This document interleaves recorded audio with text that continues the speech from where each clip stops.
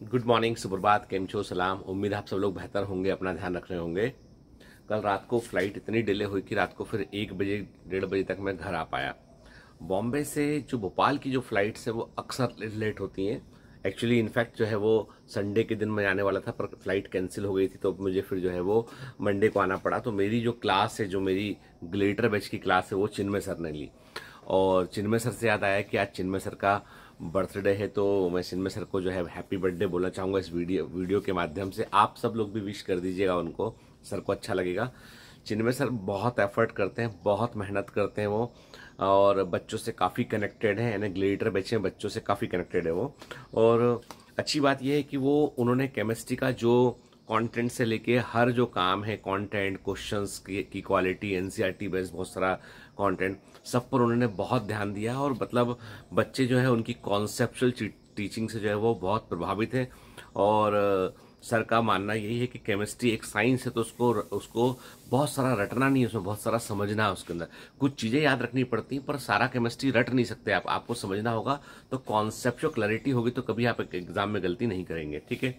तो मैं चिन्मय सर को बोलूँगा, सर आपका आपका साथ बना रहे, हम लोगों के साथ में आप जो है वो हमेशा गाइड करते रहे बच्चों को केमिस्ट्री के अंदर। और मैं अपने आप को जो है वो लकी मानता हूँ कि मेरी टीम में जो है वो डेडिकेटेड लोग से अमर सर, चिन्मय सर, ये लोग जुड़े हुए हैं, और जो बहुत मेहनत, बाकी लोग भी हैं, शिवम सर हो गए, ऋषभ सर हो गए, संजय सर हो गए, जावेद सर हो गए, बाकी कई लोग हैं, प्रीति मैडम, शैल मैडम, जो मतलब जो सिर्फ और सिर्फ समझ लीजिए कि जो केवल और केवल जो है वो सिर्फ पढ़ाते नहीं है, वो मतलब वो पढ़ाने के अलावा बहुत सारा काम भी देखते हैं बच्चों के लिए, बच्चों की हर छोटी बड़ी समस्या का ध्यान रखते हैं। स्पेशली ग्लेटर बैच के बच्चों को इस बात का एक्सपीरियंस है कि अमर सर जो है कई बार मिड नाइट में भी उनके पास पहुंचे हैं, कोई मेडिकल प्रॉब्लम होने पे कि तबीयत ठीक नहीं है, तो वो हॉस्पिटल भी लेके गए हुए हैं। तो काफ़ी कुछ करना पड़ता है, ऐसा नहीं है, जब आप रिस्पॉन्सिबिलिटी लेते हो तो काफ़ी कुछ करना पड़ता है। अब मेरे पास जो है, आज मैं ऐसी कुछ सोच रहा था तो मेरे दिमाग में एक बात आई कि देखो, एक बड़ी सिंपल सी चीज़ है, वो चीज़ जो है वो ये है कि कोई भी जंग को जीतने के लिए, कोई भी जंग को जीतने के लिए सिर्फ हथियार नहीं चाहिए होते हैं। कोई भी जंग को जीतने के लिए सिर्फ हथियार नहीं चाहिए होते हैं, बल्कि हौसला चाहिए होता है। आप ढेरों हथियार आदमी को दे दो आप, पर उसके पास हौसला नहीं है तो वो कभी लड़ नहीं सकता है।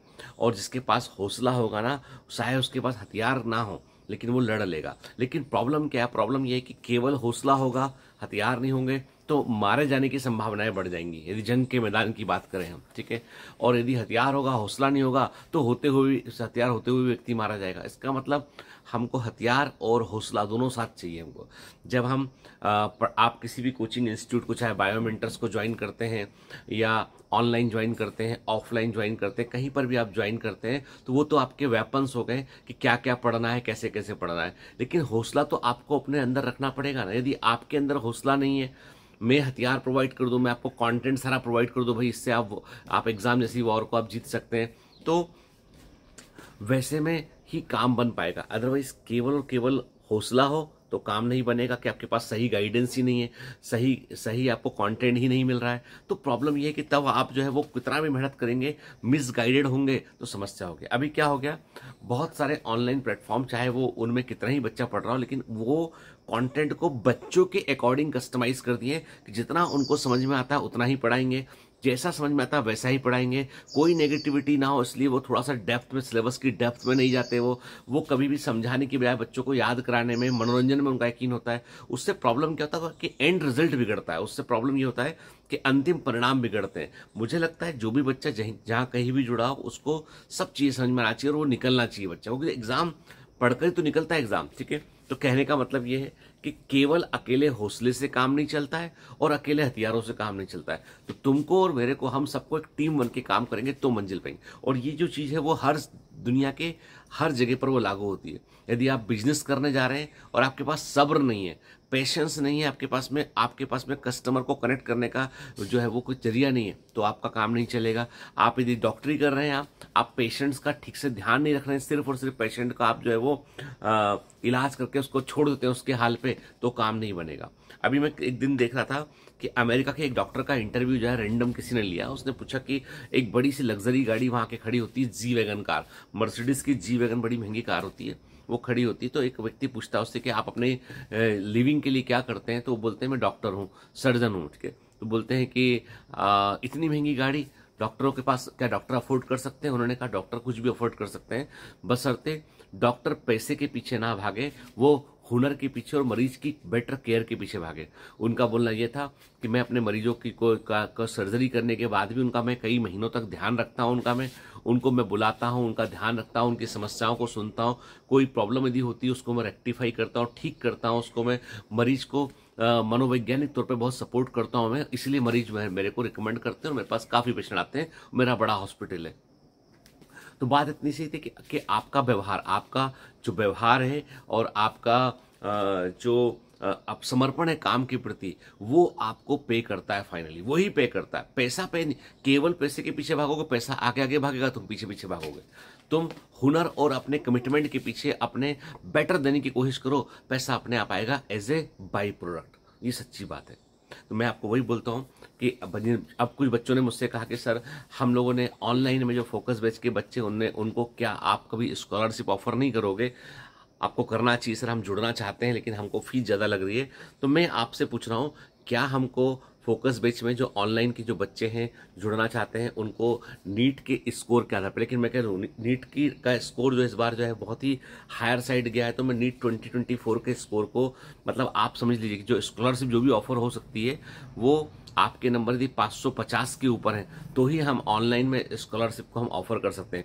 जो लॉयल्टी डिस्काउंट है वो भी मिलेगा और आपको एक स्कॉलरशिप का अमाउंट भी मिलेगा, और उसके लिए मैं आज टीम को बोल दूंगा, तो कंटेंट टीम एक बाकायदा आपका जो है वो मैसेज बना के आपके यूट्यूब चैनल में डाल देगी, अपने ऐप में डाल देगी, ताकि आप, और आपको मैंने बात बताई दी है, पहुंच जाएगी बात, ठीक है, कि स्कॉलरशिप जो है वो 550 से ऊपर से 600 नंबर के बीच में एक ब्रैकेट होगा और एक 600 के ऊपर ब्रैकेट होगा, ठीक है, दो जगह। लेकिन 550 से नीचे नंबर बेटा हम दे ही नहीं पाएंगे, क्योंकि हमारे लिए बहुत बहुत मतलब हमको ऑपरेट करने में मुश्किल हो जाएगा एक्चुअली, ठीक है ना। तो focus batch live streaming batch है, पहली बार बायोमेंटस में हम लोग लाइव स्ट्रीमिंग बैच ले रहे हैं जो रियल क्लासरूम वाली फीलिंग का होगा, ठीक है। तो मुझे लगता है कि आप, लेकिन फिर क्लियर करो, जिनको बिल्कुल बेसिक से पढ़ना है, जिनको कुछ नहीं आता, बेसिक से पढ़ना है, 500 से कम नंबर आपके हैं, तो आपको टारगेट बैच ही ज्वाइन करना चाहिए। और अभी 1 ही महीना हुआ है, वो 1 महीने का आप कवर कर लोगे, उसकी चिंता मत करो, वो कवर कर लोगे आप, उसकी चिंता मत कीजिए, ठीक है। तो बायोमेंटस में बच्चे अलग अलग बैचेस का, इस बार थोड़े से बैचेस जो दिख रहे हैं डिस्प्ले पे आपको वेबसाइट पर, उनमें से कुछ बैचेस को हम शायद ना भी लें, कुछ को हम लें उसमें, ठीक है। तो अभी जो श्योर शॉर्ट बैचेस है वो है टारगेट बैच और फोकस बैच जो शुरू होने वाला 22 तारीख से। 22 के आगे डेट नहीं बढ़ेगी, जो भी हो 22 के आगे डेट नहीं बढ़ेगी। फिर कुछ बच्चे जो वॉरियर बैच में आना चाहते हैं, उनका बोलना है कि वॉरियर पैकेज में आना चाहते हैं, सर हम कब सेंटर पर रिपोर्ट करें? तो 22 तारीख के पहले पहले आप सेंटर पर रिपोर्ट कर लीजिए आप, ठीक है। कुछ बच्चों ने कहा है सर आपने कहा था कि बच्चे बहुत कम होंगे तो वॉरियर पैकेज के बारे में हम सोचेंगे। देखो बेटा, एडमिशन तो हो रहे हैं अभी भी, लेकिन मेरा मानना ये कि 18 जुलाई के बाद में जो है चीज़ें कई क्लियर होंगी, और मान लो डेट आगे बढ़ती है तो फिर भूल जाओ, फिर तो सनी देओल वाला तारीख पे तारीख, तारीख पे तारीख, तो वो तो चल रहा है खेल आपका, फिर भूल जाओ उसको आप, है ना, कि कुछ होगा देखी जाएगी। तो वॉरियर पैकेज में यदि आप आते हैं और किसी कारण से मान लो बच्चे कम रहते हो, तो हम लोग आपको रिकवर करा के, मतलब आपकी लिए रेजिमेंट हम कर देंगे, चिंता मत कीजिए, ठीक है, जैसा आप चाहेंगे कर देंगे। अभी मेरा मानना ये, मैं बहुत पॉजिटिव हूँ कि वॉरियर पैकेज के अंदर बच्चे बहुत कम से कम हमको क्लासरूम में जो है वो, यार 100 बच्चा तो कम से कम क्लासरूम में होना चाहिए, तब तो मजा आएगा पढ़ने में, नहीं तो क्या होगा, फिर खाली क्लास की फीलिंग आएगी उसमें, ठीक है ना। तो वो टीचर के लिए भी डिमोटिवेटिंग है, बच्चों के लिए भी डिमोटिवेटिंग है, तो हम वैसा चाहते नहीं है, ठीक है। तभी हमारे पास बच्चों की संख्या बढ़ रही है वॉरियर पैकेज में। आप आएंगे तो हम मेहनत करेंगे, और अच्छा खासा स्कॉलरशिप वॉरियर पैकेज में हमने दे रखा है आप लोग को, ठीक है।